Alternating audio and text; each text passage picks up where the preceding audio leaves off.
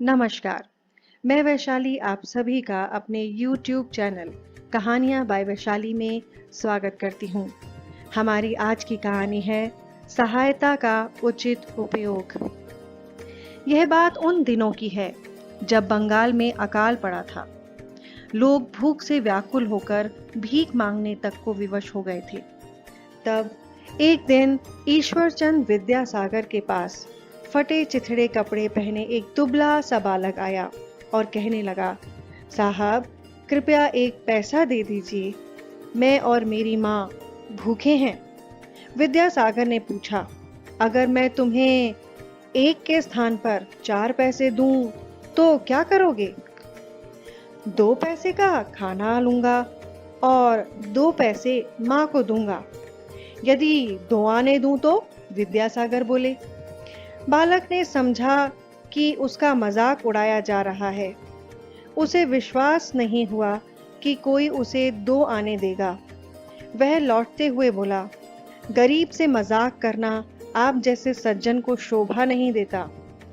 आपको पैसा नहीं देना तो न दीजिए। विद्यासागर ने जाते हुए बालक का हाथ पकड़ा और बोले, मैं मजाक नहीं कर रहा। यदि मैं सचमुच तुम्हें 4 आने दूं, तो तुम उसका क्या करोगे? 4 आने?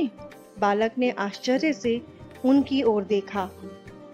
फिर कुछ सोचकर बोला, तब तो हमारी मुसीबत ही टल जाएगी। 2 आने का भोजन लूंगा अपने और माँ के लिए। शेष 2 आने के आम लेकर बेचूंगा।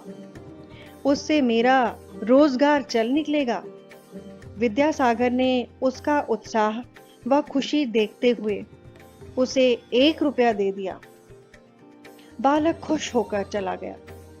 उन दिनों आज की तरह महंगाई नहीं थी। 1 रुपए में बहुत सी चीजें मिल जाती थीं। विद्यासागर इस घटना के बारे में भूल चुके थे। कुछ वर्षों बाद उन्हें फिर बंगाल के उसी शहर में जाने का अवसर मिला। उस नौजवान ने उन्हें देखते ही पहचान लिया और दुकान पर चलने की प्रार्थना की। विद्यासागर ने कहा कि वह उस नौजवान को नहीं पहचानते, तो युवक की आंखों में आंसू भर आए। उसने विद्यासागर को रुपए की घटना याद दिलाई और कहा, रुपया पाकर वह फेरी लगाता रहा।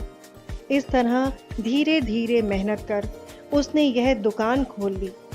विद्यासागर ने पीठ ठोककर उसे शाबाशी दी और उसे उत्साहित करने के लिए उसकी दुकान पर भी गए।